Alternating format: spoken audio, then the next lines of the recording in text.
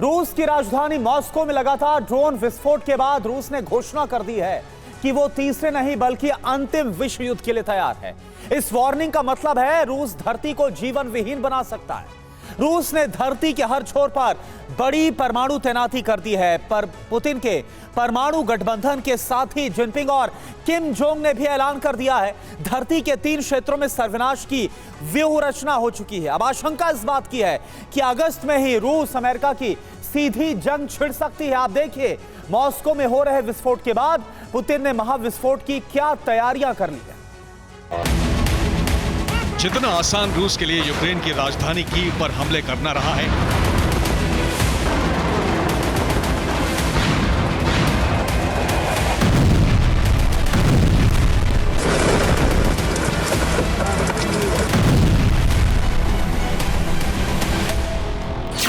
उतना ही आसान अब यूक्रेन के लिए मॉस्को पर हमले करना हो गया है।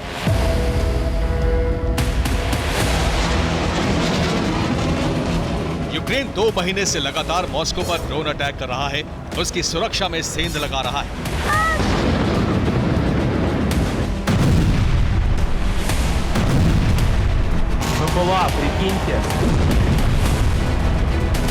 जुलाई की शुरुआत से रूस की राजधानी मॉस्को इसी तरह दहल रही है। आए दिन ड्रोन विस्फोट हो रहे हैं। 11 अगस्त को एक बार फिर यूक्रेन ने मॉस्को पर ड्रोन वर्षा कर दी। मॉस्को के आसमान पर गरजता ये ड्रोन यूक्रेन का है।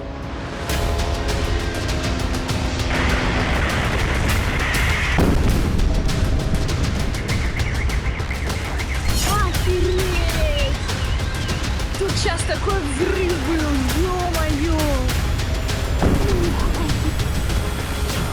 यूक्रेन के इस ड्रोन को रूस ने ध्वस्त करने का दावा किया और एक जोरदार धमाके की आवाज सीसीटीवी कैमरे में रिकॉर्ड हो गई।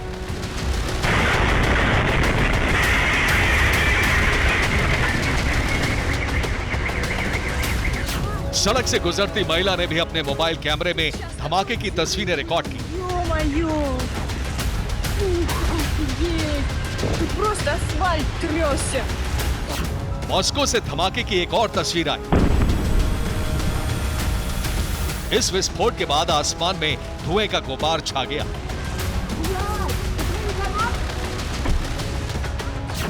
मॉस्को के 67th सिटी हॉस्पिटल के नजदीक भी एक ड्रोन विस्फोट हुआ, जिसकी तस्वीरें अलग अलग इमारतों में रहने वाले लोगों ने सोशल मीडिया पर पोस्ट की। यूक्रेन UJ-22 बीवर ड्रोन से हमले कर रहा है। रूस ने दावा किया है कि 11 अगस्त के सभी हमले नाकाम कर दिए गए। रूस के एयर डिफेंस सिस्टम ने मॉस्को के बाहरी इलाकों में ड्रोन गिरा दिए। लेकिन 11 अगस्त को ही मॉस्को से ये तस्वीर भी आई जिसमें दावा किया गया कि मॉस्को के दोमोदेडोवो एयरपोर्ट के नजदीक एक इमारत से ड्रोन टकराया है। मॉस्को में सिर्फ यही धमाका नहीं हुआ, बल्कि ओदिनेत्सोव के एक वेयरहाउस में भी धमाका हुआ, जिससे भयंकर आग लग गई।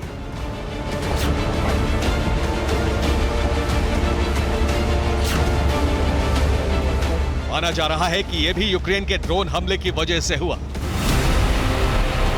मॉस्को डिफेंस टीम ने यूक्रेन के ध्वस्त ड्रोन मलबे की तस्वीरें भी जारी की हैं।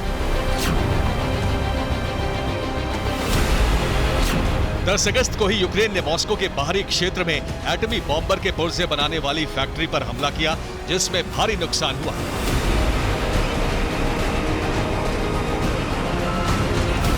दस अगस्त को हुए हमले में पूरा कारखाना तबाह हो गया। 10 अगस्त को पूरे दिन मौके पर मॉस्को की इमरजेंसी फायर और रेस्क्यू टीम ने ऑपरेशन चलाया। यूक्रेन के ड्रोन रूस के लिए सबसे बड़ा सिरदर्द बन गए हैं। मॉस्को पर हमलों की बढ़ती संख्या बता रही है कि अब यूक्रेन के लिए मॉस्को बहुत आसान टारगेट है। Офигеть! Тут сейчас такой взрыв был, ё-моё! और अब आप देखिए किस तरह से अगस्त के महीने में ही यूक्रेन ने मॉस्को पर कई ड्रोन हमले किए। तमाम तारीखें इस वक्त हम आपको दिखा रहे हैं, अगस्त के महीने की ही तारीखें। 1 अगस्त को यूक्रेन ने मॉस्को पर 7 ड्रोन के जरिए हमला किया। 6 ड्रोन मॉस्को के एयर डिफेंस सिस्टम ने हवा में ही मार गिराए। यूक्रेन का एक ड्रोन प्रशासनिक इमारत से टकराया और इसमें काफी नुकसान की खबर सामने आई। इसके बाद आगे बढ़ते हैं, तारीख है 6 अगस्त की।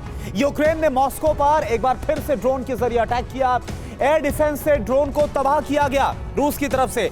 सुरक्षा की दृष्टि से, सुरक्षा के लिहाज से रूस को नुकोवो इंटरनेशनल एयरपोर्ट बंद तक करना पड़ गया। और आगे बढ़ते हैं, 9 अगस्त की तारीख को यूक्रेन ने एक बार फिर से रूस की राजधानी मॉस्को पर 2 ड्रोन्स के जरिए हमलों का अंजाम दिया। दोनों ड्रोन मॉस्को के बाहरी इलाके में ध्वस्त कर दिए गए। 10 तारीख को क्या हुआ, याद देखिए। यूक्रेन के 2 ड्रोन मॉस्को में इंटरसेप्ट किए गए। दोनों ड्रोन एयर डिफेंस सिस्टम ने ध्वस्त कर दिए। फिर आगे 11 अगस्त को मॉस्को में कई ड्रोन एक बार फिर से नजर आए। रूस ने दावा किया है कि सभी ड्रोन ध्वस्त कर दिए गए हैं। रूस को एक बार फिर से नुकोवो इंटरनेशनल एयरपोर्ट को एहतियातन बंद करना पड़ा, यानी यूक्रेन के सीधे टारगेट पर लगातार रूस की राजधानी मॉस्को बना हुआ है। रूस भले ही ये दिखाए कि मॉस्को में नुकसान नहीं हुआ, लेकिन ये सच है कि यूक्रेन के हमलों से मॉस्को दहल उठा है। क्योंकि जंग अब यूक्रेन की जमीन तक सीमित नहीं है।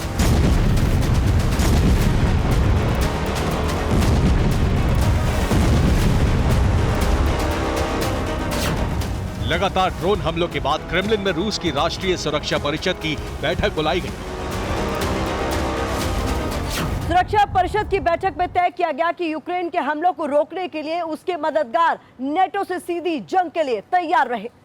क्रेमलिन के करीबी रूस के एक रक्षा विशेषज्ञ ने बैठक में यह दावा किया है कि रूस तीसरे विश्व युद्ध की नहीं बल्कि अंतिम विश्व युद्ध की तैयारी पूरी कर चुका है।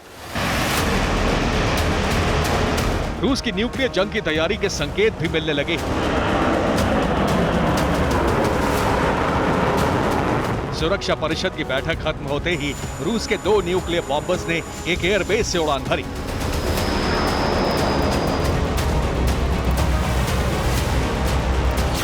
रूस के 2 Tu-160 न्यूक्लियर बॉम्बर्स ने आर्कटिक सागर के ऊपर गश्त लगानी शुरू कर दी। रूस ने एक साथ इतने बड़े पैमाने पर परमाणु और सैन्य गतिविधि शुरू कर दी है जो अब से पहले नहीं देखी गई। नॉर्थ सी में रूस का नॉर्दर्न नेवल फ्लीट युद्धाभ्यास कर रहा है। आर्कटिक और बैरेंट्स सागर पर रूस के न्यूक्लियर बॉम्बर उड़ान भर रहे हैं। प्रशांत महासागर में रूस और चीन की नौसेना दुश्मन के जहाजों को ध्वस्त करने का अभ्यास कर रही है। प्रशांत महासागर में गरजते ये रूस और चीन की नौसेना के जहाज हैं। दोनों नौसेनाओं के अत्याधुनिक असॉल्ट वॉरशिप दुश्मन के टारगेट को तबाह कर रहे हैं।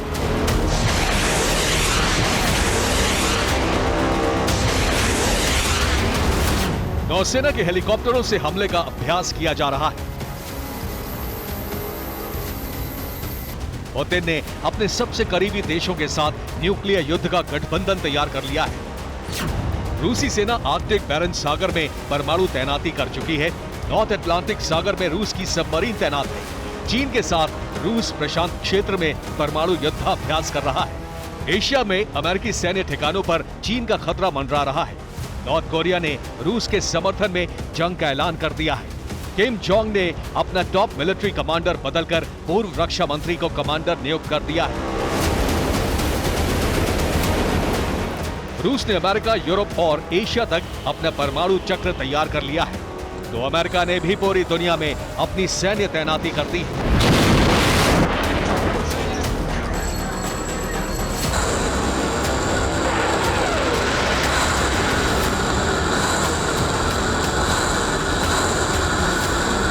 अमेरिकी नेवी ने एक साथ पूरी दुनिया में युद्धाभ्यास शुरू किया है।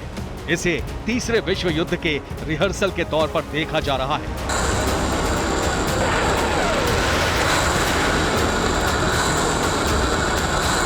अमेरिकी नेवी की इस एक्सरसाइज में 6 एयरक्राफ्ट कैरियर, 7 फ्लीट, 25,000 नौसैनिक शामिल हैं। इसे एक साथ 22 टाइम जोन में आयोजित किया जा रहा है।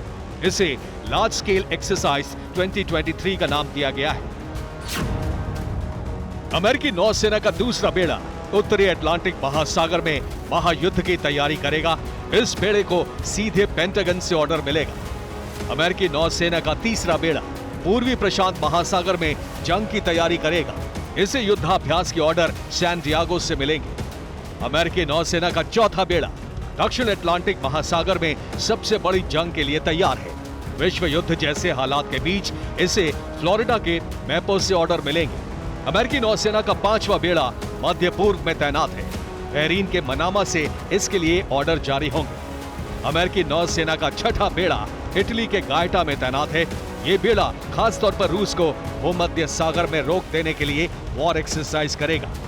अमेरिकी नौसेना का 7वां बेड़ा पश्चिमी प्रशांत महासागर में तैनात है। जापान के योकोशुका से इसे ऑर्डर मिलेगा।